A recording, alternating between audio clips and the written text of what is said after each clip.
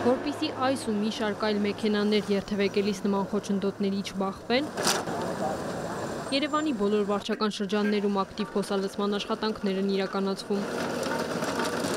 Ներկայապահին գտնվում ենք Արաբկիր վարչական շրջանում, Ադոնց փողոցում, կատարվում է փոսալցման աշխատանքներ, կատարվում է ֆրեզավորում, ֆրեզավորումից հետո կատարվելու է մաքրման աշխատանքներ, դրանից հետո կատարվելու է եզրերի եւ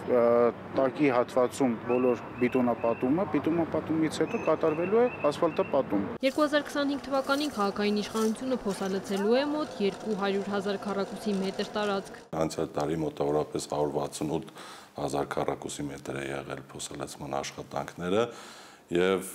արդեն իսկ մրցույթը կարեացել է 200,000 քառակուսի մետր աշխատանքների եւ ժամանակը ցույց կտա, հուսով եմ շուտով կավարտենք եւ մեր քաղաքացիները այլևս բողոք չեն ունենա այդ առումով։ Շինարարության եւ բարեկարգման վարչությունը իրականացնում է Երևանի գլխավոր եւ երկրորդական ճանապարհների փոսալցման աշխատանքները։ Վայրերը ընտրվում են ըստ վարչական շրջանից ներկայացրած տվյալների։ Ներկայումս աշխատանքները մենք սկսեցինք